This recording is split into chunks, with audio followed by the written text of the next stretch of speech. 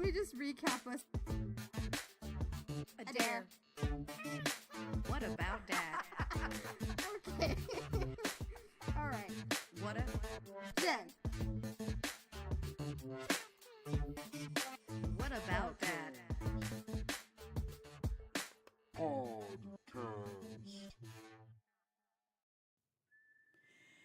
Well, hello, ladies, gentlemen, everybody in between.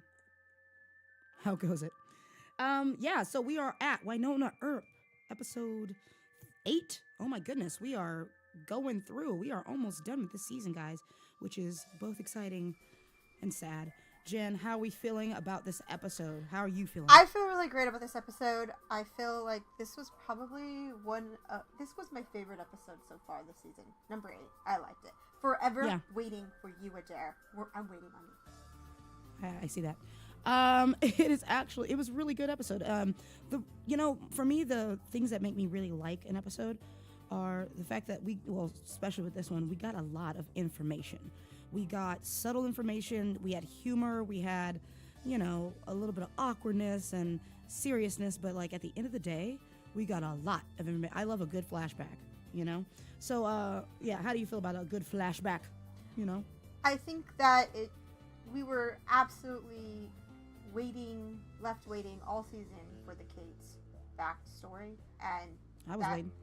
It finally showed up, and it showed up at a time when I think we have a lot of episodes to move forward and unpack it more and see what the repercussions of some of the decisions that have been made, specifically Doc, up to this point, how they're going to affect the rest of the season. So I think this was a really good time to do a Kate backstory. I think it's really good timing for the season as it's laid out. Yeah. Because we had said we weren't sure what her deal was, but and what she was going to be utilized. But I loved this episode with her and Wynonna, and what was great about this was, yes, it was a little Kate heavy on purpose, which was great, kind of Kate Doc backstory, but at the end of the day, it didn't feel like necessarily she was overtaking the story. I think it was perfect. Let's talk about Wynonna real quick. In regards to all that, what is her deal this episode? For me, it feels like she's trying to look for normalcy. She's just trying to get her foothold on the next thing. Yeah, she wants Bullshar, she wants to fight this demon, but like at the end of the day, she just seems to be wanting normalcy with Charlie, and it's, I don't know, it's kind of interesting because to me, she feels like she is seeking / running away from normalcy, via Charlie. It feels like she wants answers with Doc, but like she still loves him. That's why she wants to go kick Kate's ass, but like she doesn't really know what she's doing. Like she never really knows what she's doing, but this feels like she's really just grasping for straws, or I don't know, trying to figure something out. I felt that Wynonna was in herself being defiant. She in the previous episode discovers the true nature of Doc, and it felt like she was doing everything she could to defy him, emotionally take a punch at him, take an emotional swipe at him. And I think I really liked the scene in the early part of the episode between her and Jeremy. The scene where she's playing pool with Jeremy, and you realize it's the same pool table that she gave birth on, and she keeps pointing it out. Let him forget it. She's like, my placenta's staying right there, and Jeremy, I think I lost an umbilical cord. Yeah. I loved all of that, but I also loved that it was at Doc's bar. And if you think about it, Doc has not thrown away that pool table. That's a very special table to him. And so even in that moment, she is upset with Doc. She has in front of her what she's lost. She's playing on her own loss, if you will. And I thought that in that moment, her choice to go and basically leave that situation, leave that relationship, and pursue Charlie was a really strong, active choice. And I love Jeremy being the person who kind of like set her up to do it. He was a really good wingman, I love their dynamic because he has the only dynamic on the show where he hasn't tried to sleep with Wynonna. He never will. He doesn't want anything from her. They had their issues with the whole dolls thing, but like he is kind of like the little brother she never had, and I really like that she's teaching him how to play pool, and trying to acclimate him into the world of purgatory, which I think is kind of, you know, giving him love advice out of all the people, you know. Yeah. It's like, I think that was a fun kind of pairing. But I also love the fact that, you know, when she's paired up with Kate, it's also this weird familiarity. Sibling Like, rivalry. Well, sort of, but like they see each other. Like, you know, when you have like it's like the ex-wife and the new wife, but like they actually kind of get along after they realize that the guy they both eventually were with is kind of a piece of shit, you know, like, or whatever, you know. It's like, oh, us women gave up so much for this guy or whatever. I love the fact that when we first see Wynonna and Kate, you know, she's busting into the house, but then Kate has a better entrance and she's like, what the hell, you know, and like she has a gun but she has her gun, and then she tries a knife and then she has a bigger knife. Like, you know, there is so much showing that Kate technically is the better woman for Doc, but not really. You know, it's like, I think all those one-uppers were kind of a metaphor. Those one-uppers, you know, you're right, the small knife, the larger knife, the gun, the bigger gun. The fact of the matter is that I think that that's a metaphor for relationship and intimacy with Doc. You know, so every time Wynonna thinks she has something on Kate in terms of her and leading back to Doc, Kate one-ups her every time with this long, it was a great way to lead us into her backstory. Yeah, you know, absolutely, and it's great. a metaphor for this long history that she has with Doc. You know, like, I freaking loved Kate's backstory. Like, I'm so glad they finally showed it. It's a sad one. Ultimately, she gave up her life to find Doc. Like, she married him. She loved him for him, even though he was a bastard at the time. You know, she really wanted to find him after he went missing in the well, you know, which is interesting because, yeah, we've seen her it felt like being manipulative, but after you see kind of her backstory, she is just more desperate than manipulative. You know, she's like, I became a vampire for you, to find you. You should become a vampire so that we can be together forever, finally. She, at the end of the day, we thought she was trying to, like, get her away from Wynonna, and maybe there was a bit of that, but at the end of the day, it was, I literally gave up my life to find you, so I'm here now, come with me, like, be with my husband. Go back to the way things were, let's be together. And I think now that she's seeing how he's acting, she realizes he's now in love with somebody else. And she's actually, by the end of this episode, accepting of that.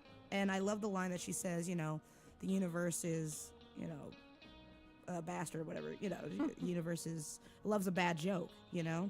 And it's that idea of like, yeah, you know, her and Wynonna are pretty much made from the same cloth. They're the same type of woman.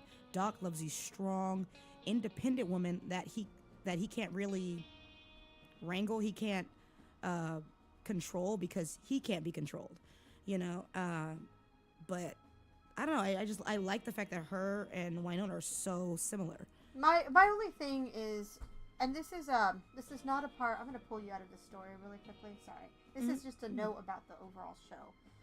In terms of the dialogue and the way these flashbacks are written, my one problem with the flashback, and all the flashbacks, not just Kate's, just in general across the border, is that I feel that the language is too modern in the flashback.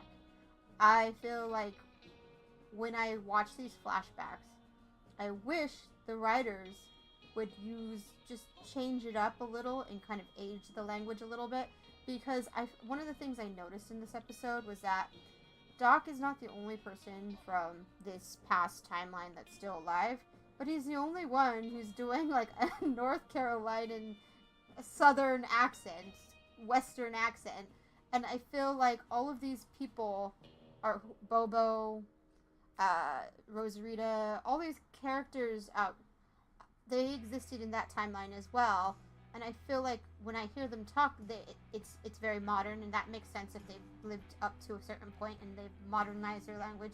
But when we're in the past, I want to feel more like we're in the past, and it pulls me out of the world when I hear just too many modern references, language references, and that's a dialogue thing with this show, and that was the one thing that I wish that it had sounded just more dated. So Yeah, no, absolutely. And you know, it's funny when you say that because I'm like thinking back. I think Michael Eklund or Bobo is kind of the only other person that when they did the flashback, he was a lot more present in the language. Even the stuff they had him say, he still made it seem very old timey. But I think that as an actor, he thought about that kind of thing. But yeah, it'd be nice because in the flashbacks, I mean, we don't see Rosita in a flashback, but we do get Bobo, we get Doc, Bulshar, Constance. Constance. We see JC. We see, Kate. I would have really liked, yeah, absolutely. And it's the same, kind of the same thing. We need to be taken out of time when we are out of time. Like, if we are in the past, we need it to really feel like the past, not just visually, but auditorily.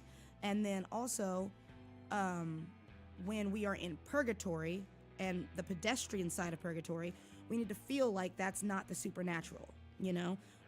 When you're going to take us to a new part of the city or part of the story, we need to feel like we're there. And this show does have a habit of making us all feel like it's the same kind of plane of existence, and it shouldn't. If we're in the past, it should feel like, what would past purgatory sound like?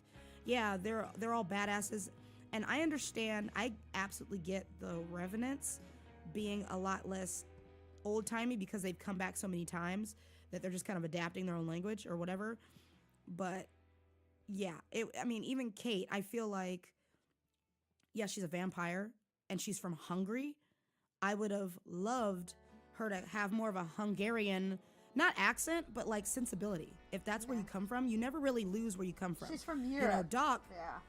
Yeah. Europe, you know. And she's from Europe, Yeah, you know, and I think that, like, yeah, Doc, he's kind of like a New Yorker.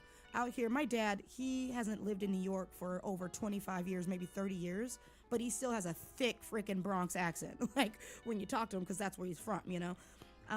I get why Doc still sounds the way he does, but, like, but at why this doesn't point, Kate? I feel like Why doesn't if anybody we're else? doing modern Western, I feel like Yeah. Doc is the only one who sounds Western. So it's just like, I wish when we're in the past, it would just sound like the past. And I found that it pulled me out of it. It absolutely did last season as well. But yeah, so it is that what was it- my one so- critique. But, like, as far as those two women, let's get back on track a bit.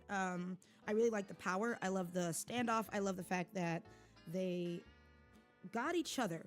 They actually kind of came to an understanding. Both, I think, when Constance needed to die and they saw how sad she was and how cursed and lonely she was. Technically, those two women are cursed. Kate's cursed with vampirism, and, you know, Wynonna's cursed with this curse, you know? And for both of those strong women to see this broken, another strong woman who's now broken and just wants to rest in peace, you know, I think that's really fascinating. We can real quickly talk about, you know, the fact that the Peacemaker turned blue when she needed to shoot Constance.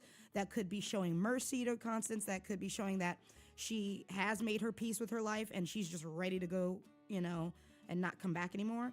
The color, the mood ring, aka the Peacemaker, is really quite an interesting thing that we're getting in this episode as well. But yeah, I love the fact that those two strong women watched another woman be done with her time, and I think that kind of made them see each other a little bit more plainly and say that this cursing, it sucks, and that we only have to survive and make it, you know? I definitely think it wasn't very what's with the the test, the feminist Bechtel? test. Yeah, I don't know. It was two women essentially. Oh, the Bechtel text. Yeah. The Bechdel text. I don't know if this episode passed that actually, because it was two women, basically Wynonna and Kate, talking about a guy. You know? Well, I mean, it was, but you know what? I don't think in that regard. I guess technically it doesn't pass, but they weren't fighting over a guy. They weren't fighting over a guy, but their dialogue consisted of unpacking the history of Kate and Doc, and it was about her relationship to him and why she's not to be blamed for it. But absolutely, Kate had this wonderful little line about, "You're coming to me to talk about Doc," and I really did think that was an interesting choice. That as soon as Wynonna finds out that Robin was bit, she goes in gun blazing. She ends her date with Charlie to go and confront Kate. And I think that it did get us to a place where we finally had that conversation about Kate's past, and that was how they got us there.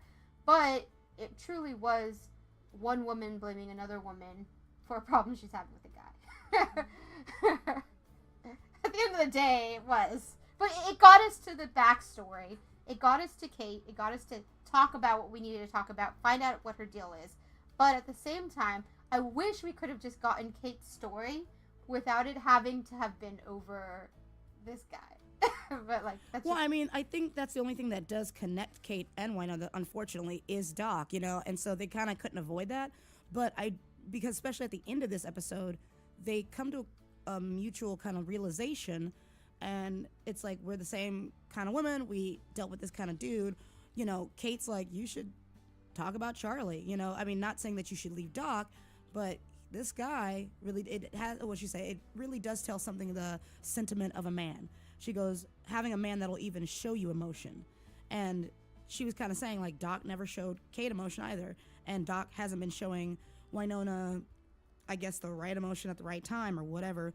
But yeah, I mean, it was two women talking about a dude, but I think it's a little different because they weren't necessarily like, I think it was the whole misunderstanding and not knowing each other and, yeah, blame.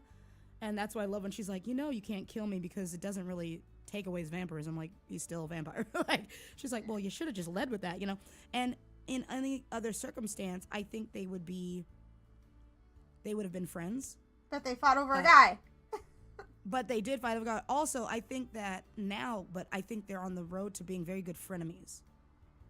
I think because so too. I think that they're gonna have a good relationship. Unfortunately, I think that that's the exact same story we got with Rosita Rosita. Did I say that right? Rosita.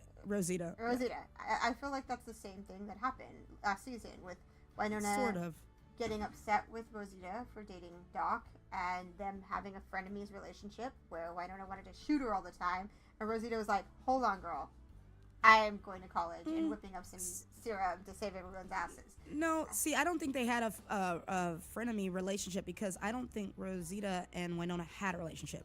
I feel like, you know, Rosita was unfortunately kind of used. I felt like she was a pawn for Doc to like, oh, I'm going to showcase this and you're going to help me.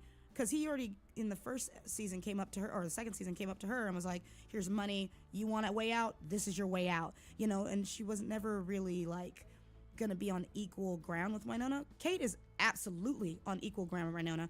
Rosita never really was, you know, and she wasn't trying to be her friend even before she found out she was a remnant. She just like never cared, you know. And I think with Kate, she eventually kind of cared because they, once again, are the same type of person. You know, they have more of a even playing field, I think, than Rosita and Wynonna. I guess to a degree they tried it, but I would say Kate is way more unequal to Wynonna than Rosita ever was, you know. Yeah, it's a bummer that they were on the equals. Like, I think, you know, she's a revenant. I think what this is all really about is about the. I think that this leads to the notion, the idea that Doc is somebody who uses women, and he used Rosita, and then he used his wife Kate, and she gave and gave and gave. She gave her more. She gave up her soul. And I think he was expecting Wynonna to give in that capacity. And when she didn't, he threw a tantrum and became a vampire. And I just think that speaks to his selfish nature. And moving forward, I am so glad Wynonna is moving forward. I am, you know, like, this episode made me so much more okay with Charlie. Whereas in the past, I felt like Charlie was just filler. I'm like, no. I am down for some normalcy, and I love the idea of bringing someone from the pedestrian world into Wynonna's life.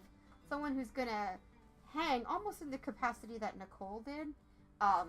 Just kind of go with the crazy punches. And I like Charlie this episode. What did you think about him? Yeah, you know, my thing is he a good man? And is that it? Like, I think because we're so used to people backstabbing and being a hot mess that we don't even realize what it feels like to have a normal. We don't know how to trust a normal person in the show, And yeah, like Emily said in the interview, she goes, "Look, maybe he's just a normal guy. Maybe there is that sense of." Yeah, purgatory has room. People know about purgatory. They've heard rumors. They've heard stories. And so some people might be keen.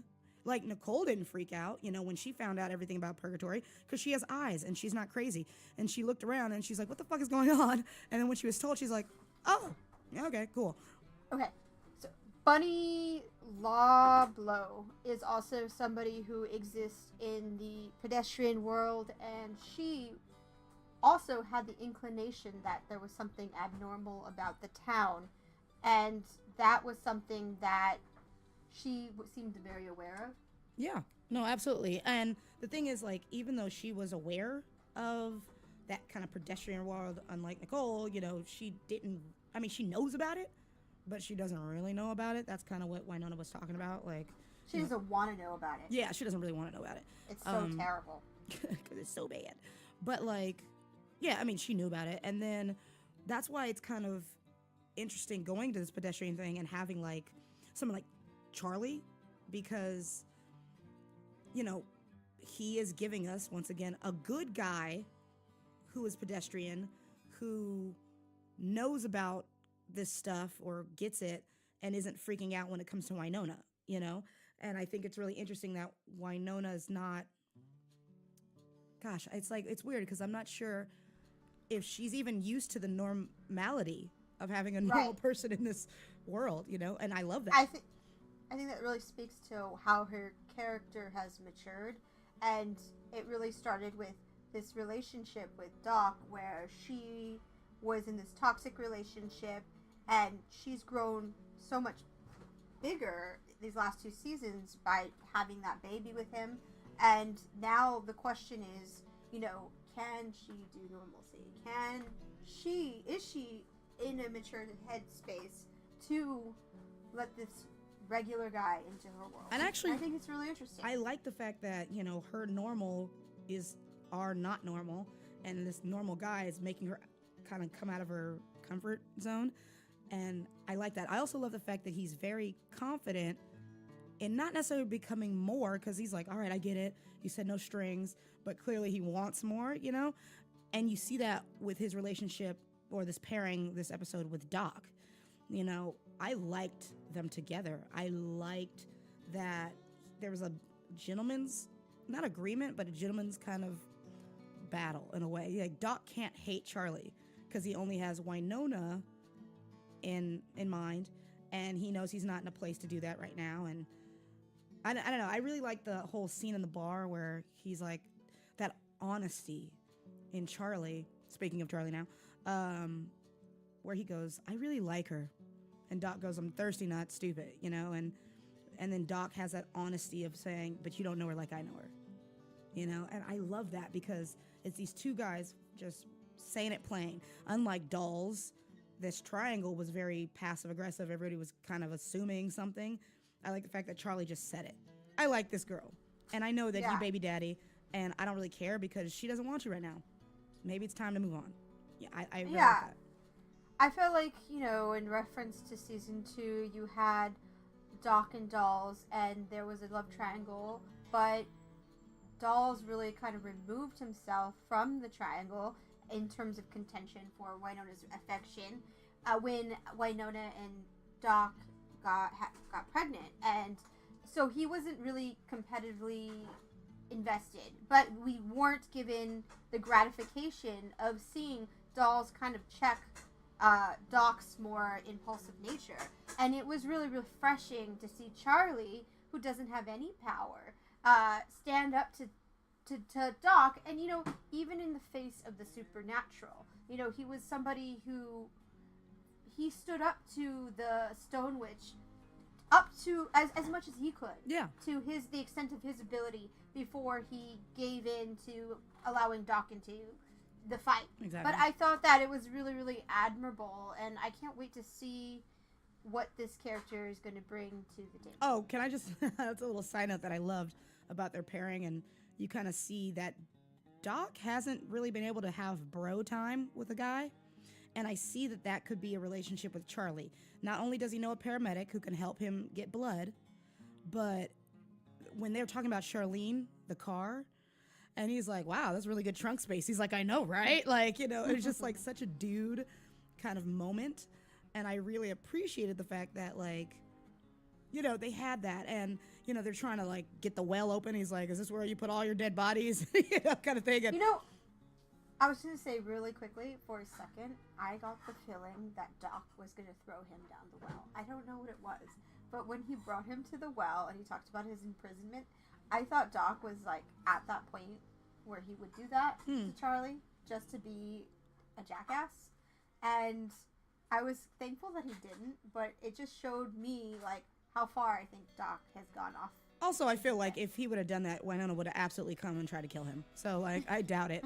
Like, but I love the fact that they're over the well, and then because we have a great tradition of flipping people off in the show, I love the fact that Constance gets in the car and flips him off with her unattached hand. That's hilarious. that kind of stuff to me is absolutely funny. And like, and even Doc laughs about it. Like, well, I stole her car. Now she's still in my car. Ah, it's just fair. You know, what's fair in love and war kind of situation. And I think I like the fact that Doc even found that humorous. You know, it's like, this bitch done stole my car. And he's like, shoot out the tires. I'm not shooting out Charlene's tires. Like, you might, you know, I just love the fact that Doc loves his car. I don't know why. And I just love the fact that we saw it with the black badge guy who came in, and we're kind of seeing it with Charlie, that Doc even misses being around good men. And he had a posse with Wyatt. You know, that was his whole kind of downfall, is being in a posse and being needed by anybody. And I think that, you know, Charlie, even though is an adversary, I have a feeling is going to be kind of that new Dolls in Doc's life. You know, because he liked Dolls at the end of the day, even though Dolls was absolutely in love with his girlfriend or whatever, you know, the girl he's got baby daddy or baby mama, you know.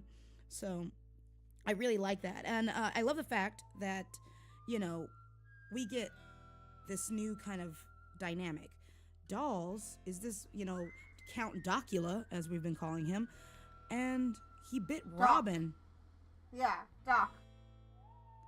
Oh, I mean, well, I was saying that Doc loved Dolls to a point, and now Charlie's kind of filling that spot.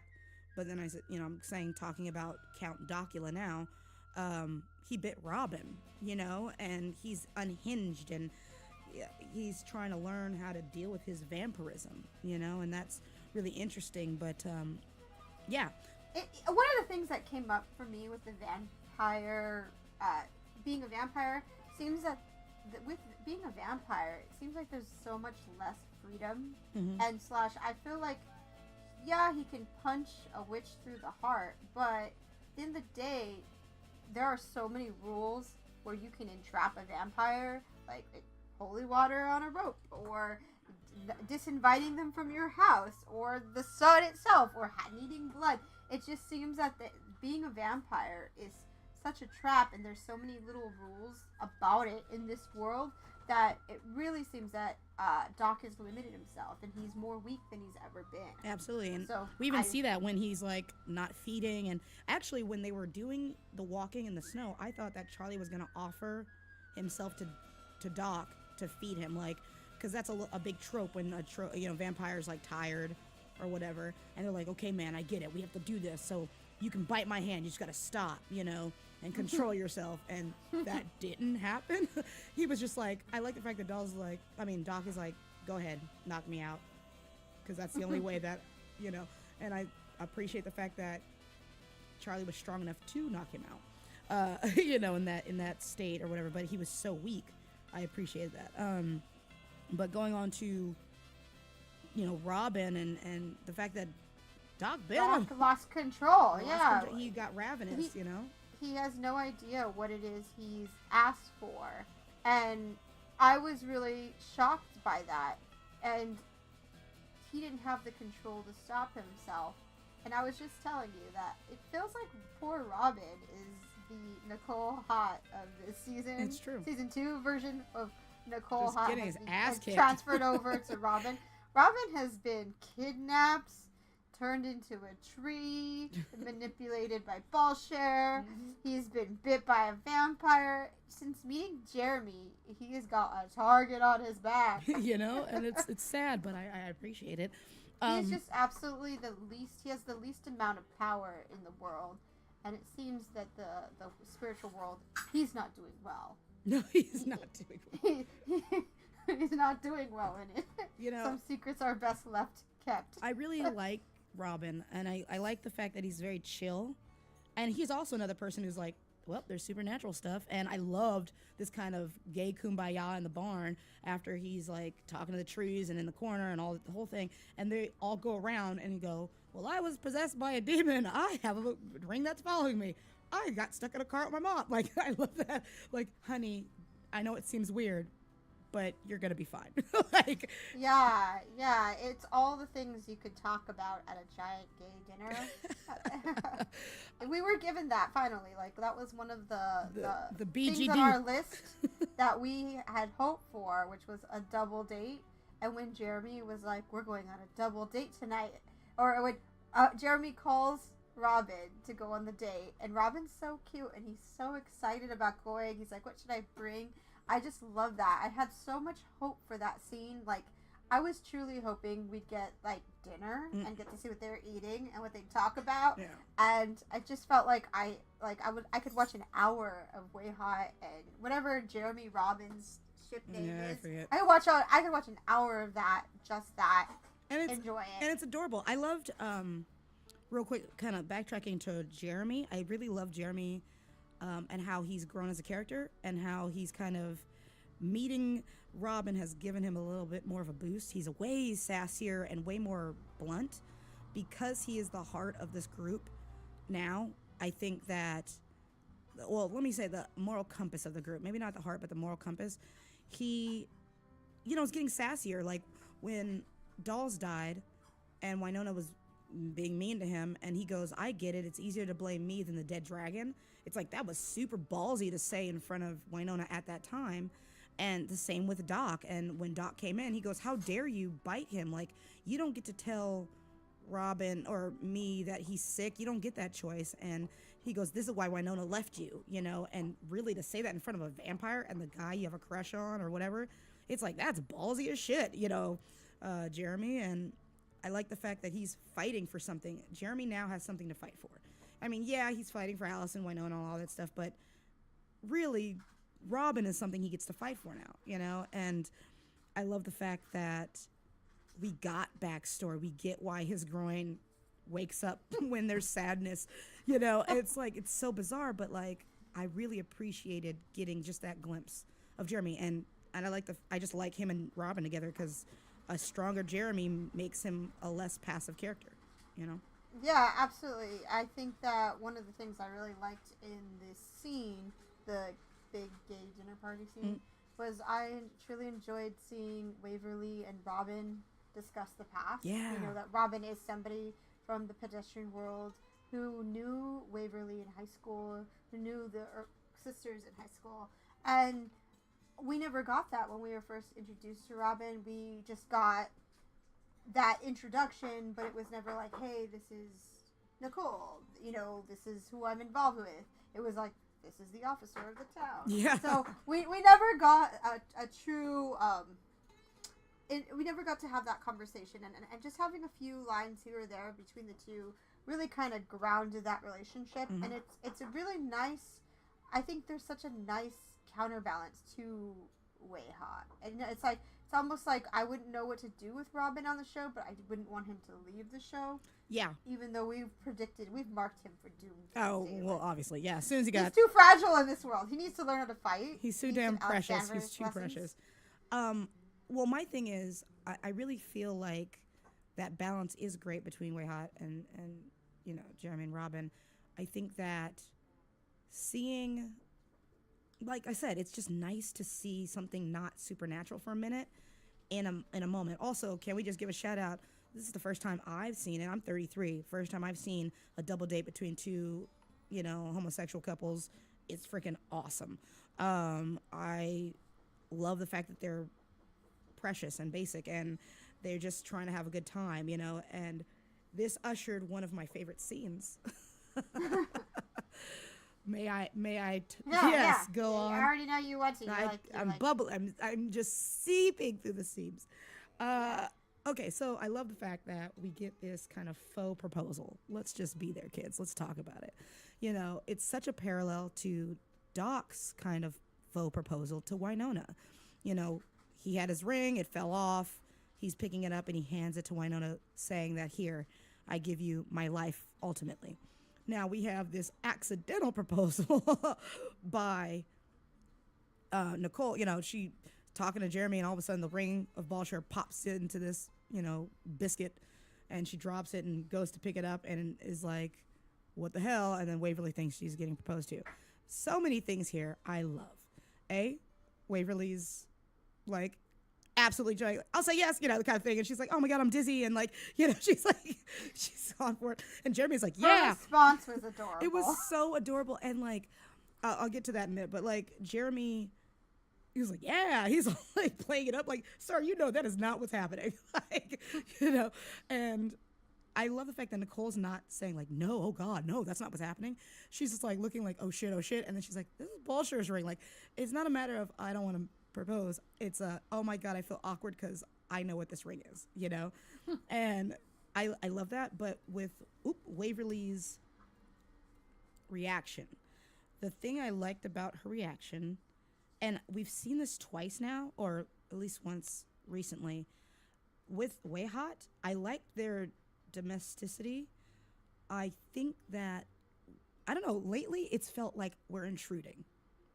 Like, as an audience watching Way Hot, sometimes, like, with the Christmas outfit and she's dancing for her, and it's so uncomfortable and awkward, I'm like, I don't feel like I should be here for this. Like, I feel very uncomfortable watching. I love it. Are you saying you don't want to watch I need you to calm down. Engaged? I need you to calm down. What I was saying is that... Are you saying you don't want to have that in your eyes? No, that's not what I'm saying. What I'm saying is there are moments that people can capture in TV, and because they have such great chemistry, that feels like we are intruding on super personal moments. It's like they're so believable that you're just like, should I be here for this? You know, and like, I know we're gonna love / be super like when they really do get proposed, you know, and do, you know, propose and all that stuff. But get like, engaged. Yeah, get engaged. But get proposed. Yeah, you know, I couldn't. English is not mine. You're having a hard time. You can't think of the thought and say it's not too giddy. You're like a robot that's gone fried. It's true. You know, cannot compute. But yeah, I don't know. I just really like that moment. It was super cute. And they've been mentioning it.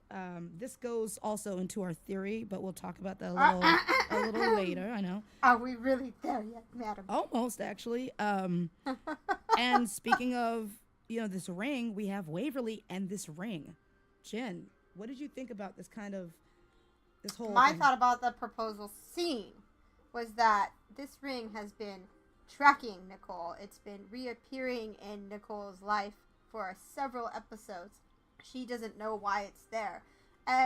But when she does finally pass it over to Waverly, it becomes stuck on Waverly's hand. And so my thought was that Nicole needed to be the person to give it to Waverly for whatever power it has to be imbued and awakened, to be activated. Yeah, I mean, even though, like, yeah, technically it was in her pocket and it burned her and then she dropped it because it was hot, it was still, you know, from Nicole to Waverly, you know, and it was interesting. And then even when Waverly puts it on, she goes, oh, it fits. You know, it's like she was excited because it was still in that vein of proposal where it still felt like she was receiving this proposal. Does that make sense? Yeah. I really liked, God, there's so much kind of, the whole end of this episode is really based around Nicole and Waverly and Balshar, you know? But really I thought this episode did really well. Let me just throw this in here. An overall analysis of the episode. I felt like this episode really did a great job of getting 3 storylines, threading them together Mm-hmm. in a way where I can see a clear line towards the finale. And it's barely episode 8, so we have plenty of time to live in some of these circumstances and conflict and really enjoy it, you know? So, like, I like the way that this episode brought Kate's storyline, it brought Robin, Bolshar, Nukweha, just all together, and it sewed it well. And that's one of the hardest thing to do is arc a series / make everything make sense in a finale. Yeah, it really did. It really did. They're doing it. And it felt like this episode was a pre-season finale episode, but really it's just an 8. So I like the way the stakes were risen. Yeah. I'm really here for that kind of seemingly, I don't know, like that really good way of, putting it all together. You know, let's kind of get into this ending because it all kind of goes for one thing. We have Wynonna, we have Waverly putting this ring on. Constance comes in looking for the tarot cards of, old, if you will. And having like that whole moment of like, she goes, oh, the ring fits. And then Constance turns around and tries to attack her because that was her ring. That was, in a way, I do believe, her husband's ring, or why does it fit? And she attacks and we see this awesome superpower from Waverly, which, cool. I'm here for it. Green Lantern. Yeah, very good. And it's a very angel putting on. It was white. It was a white color power. White color power. She's looking very angelic in this thing. I'm here for that. She was wearing that white fur. Very much like wings or like feathers, if you will, which I loved. I love the fact that we get this, branding. It's like now on her finger. It's stuck there. I love the fact that Kate, when Wynonna comes back in the barn or whatever, and she's like, what'd she take? I love the fact that Kate holds her hand and goes, this thing is older than time itself. Hold on to this relic. Because Kate already read and saw what Waverly was in the cards in a few episodes ago. So Kate, I think, knows that Waverly needs to have that relic, Yeah. Which I think is really interesting, and we kind of glossed over it. But the fact that she sees it for what it is really interesting. Now let's get into a bit of this last part. Let's talk Bolshar, and then we'll kind of work back into the theories with Nicole and I think in order to do this, we have to really look at Kate and what she predicted. Those 3 cards, and we pulled them up earlier. Yeah, on Kate's cards. The connotation of what's on those cards, in order for what Bolshar was missing, because he's looking for something, with his future. His future that was read years ago by Kate. And Wynonna figures out that future is locked with hers. So she's able to see what it was that was missing. And it was interesting. It was the lovers, the tower. Yeah, and the devil. Real quick, just to give you guys some information on it, if you want to go to Kate's cards on Twitter, you can look this up too. But let's real quick just like give a small, description of kind of each card, if you don't mind. It reads like a 50 Shades. Well, it does. I'm not gonna read that part because you guys, it's a little long. You guys can read that yourselves. But I'm just gonna go to the keywords of each card real quick. So the first one's the devil card, and that was Bolshar's past, and it says cages, prisons, bondage, hell, lies, illusion, the need to keep solidarity in your beliefs, continue to do what is right no matter what should happen, use the power and force of your fate for good, channel and direct it towards your destiny rather than your destruction, your shadow side. So there could have been a positive, if Wynonna's a twin, tarot card twins with Bolshar, then you can literally see the difference between when it would be applicable to Wynonna and when it's applicable to Bolshar. The next card is the Tower, and the Tower has kind of, these are the keywords for the Tower: initiation, liberation, power, dominion, destruction of illusion and conventions, disillusion and individuality, freedom from unnecessary things and things which are no longer part of your reality. Stress, misery, depression are part of the tension of letting go of old paradigms. Eventually you will find your way again. The crack of the whip, the strike of the lightning, the tip of the spear, shattered definitions. Find new words, equilibrium restored. And that's for the tower. And that's very much, once again, Wynonna or Bolshar, which I think is really fascinating. And then we have the last card, which everybody's losing their shit over. Now this, okay, I suggest you guys all go read on Kate's cards the description of the lovers and the tower. That is some 50 Shades, like Jen said. It is real steamy, and you're just like, get in there. You're like, what am I reading? Get in there. Roll up your sleeves. Start to read that out. Now, this is the lovers card. Yeah. This to me is part of our theory, and we'll talk about that at the end. Marriage, joining union, love, attraction, acceptance, non-judgment, inclusion, beauty, perfection, peace. So there's that. And then real quick, I'm going to read the reverse of those words. Difficulty joining, judgment, exclusion, captivity, servitude, and slavery. The reason why I'm reading I read the reverse is because I really believe that the initial wording of it is geared towards Waverly, and the negative side of it is geared towards Bolshar. Now, those are just the 3 cards. Make sure you guys head over to Kate's cards. I'll try to put the link in the description later. Just to get some more familiarity on those words. But yeah, it's a lot. Those cards are really interesting. What does Bolshar want? Garden of Eden. Jen, you have some thoughts on that? I think that I do. I have a whole prediction. I'm ready to unpack now. Good.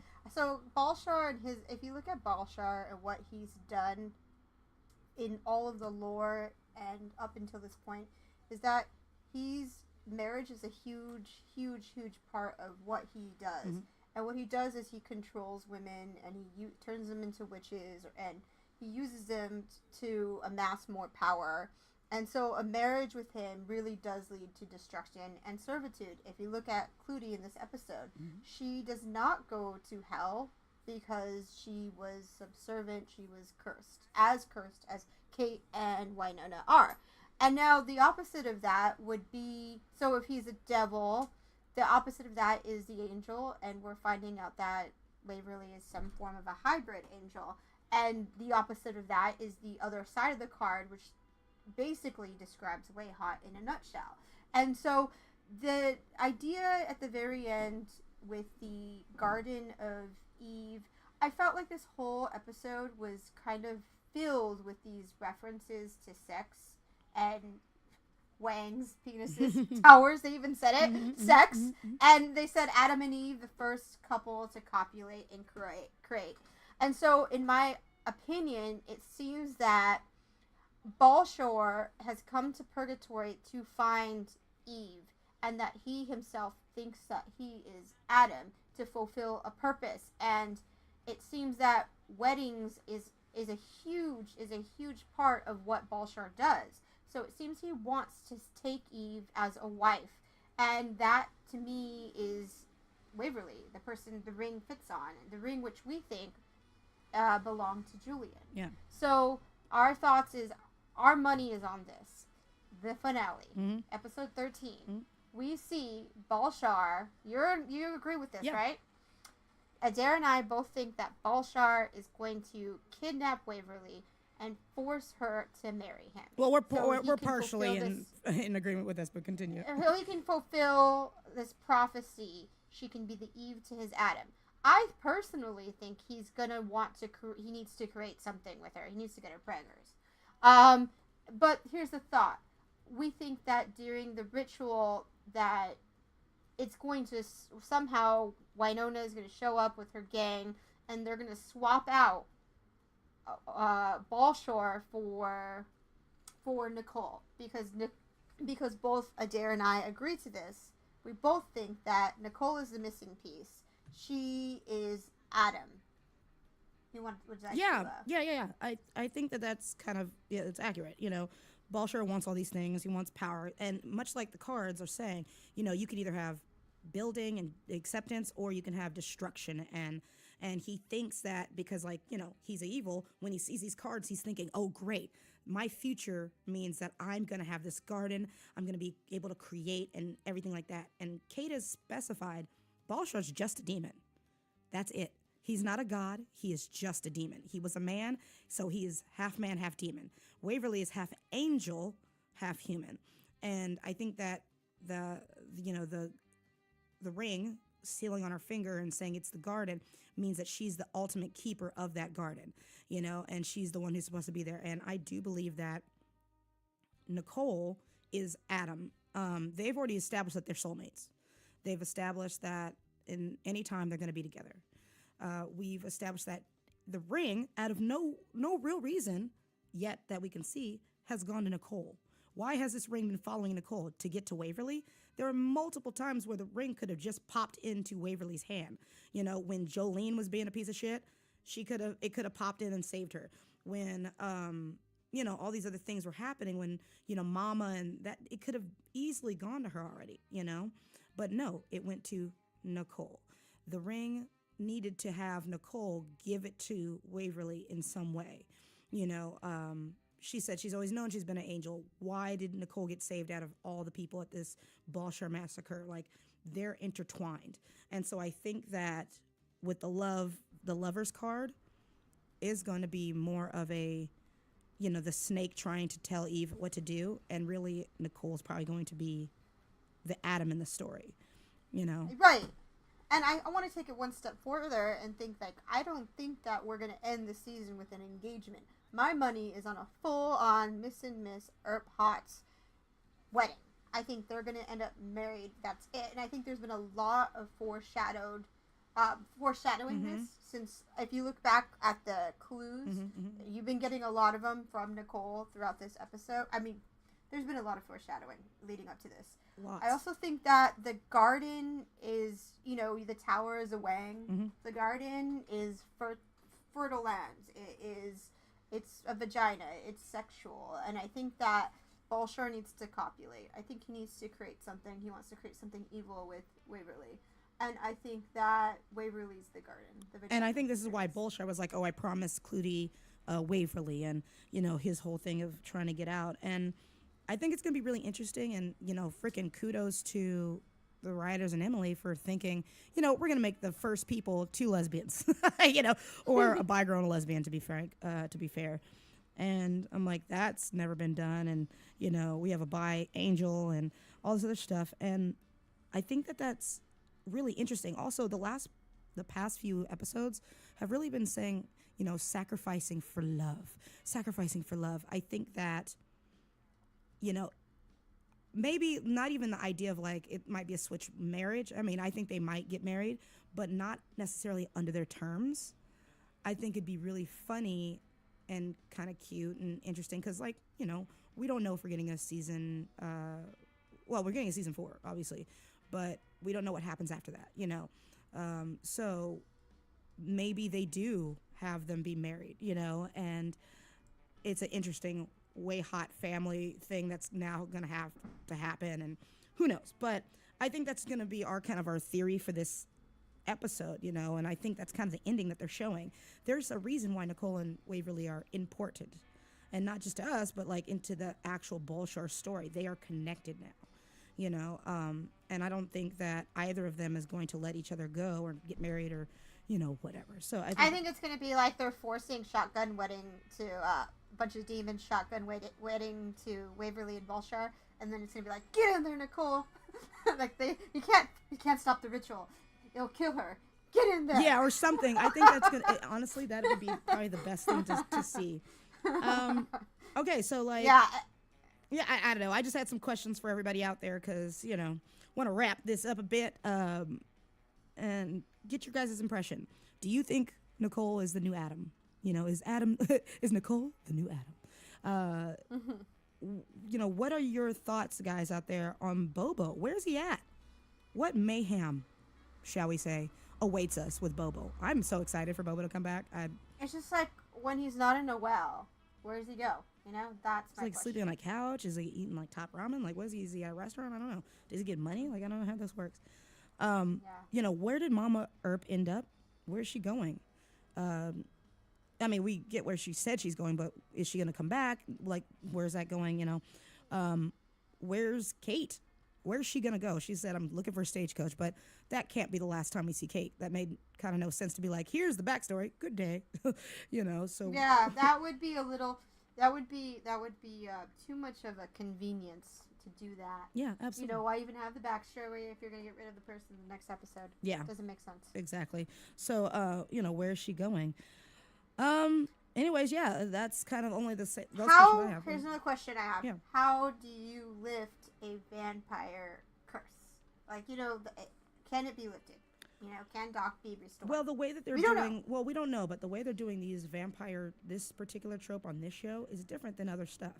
Instead of all these fangs, they have grills, and and it's like the way they turn is pretty quick, and they can be in the sun, and it's a whole thing. So, I don't know. They could think of some real random bullshit because, Emily loves Josh Whedon's setup of Buffy, but she doesn't want to emulate that. So she wants to do her own version of vampirism.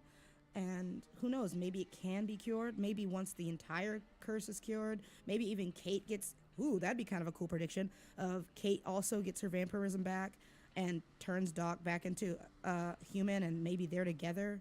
I mean, not gets her vampirism back, but gets her human life back, and maybe that's what happened. Who knows? But, yeah, I think it's really interesting. Guys, this episode was everything. What do you give it, Jen? I give it an 8.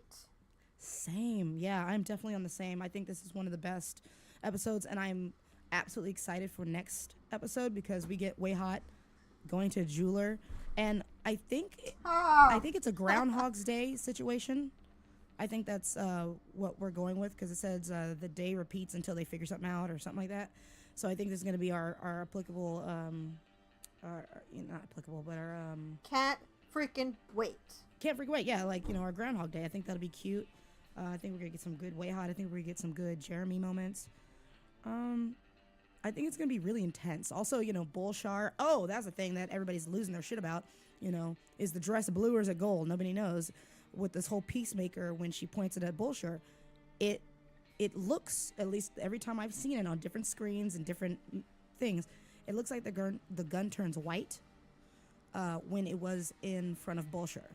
Now, is that because he's the one who put the curse in place in the first, he put it on Wyatt's gun to kill revenants? What's the deal? Why, even though he's a demon, why does it not turn orange for him? Why did it turn white? So that's the kind of stuff I can't wait to see about, I think that's going to be pretty cool. Anyways, guys, it's been great. Hit us up. Let us know what you think and your thoughts, So have a good one. Yeah? Yeah. Don't go vampire for a boy. There it is. Moral of the story. All right. Have a good one, guys. Thanks for listening. And if you want to take us on the go, we are now available on Podbeam, Spotify, iTunes, iHeartRadio, and YouTube. And if you want to slide on over to Twitter, make sure you find us at whatabout_dat. Hope to see you soon.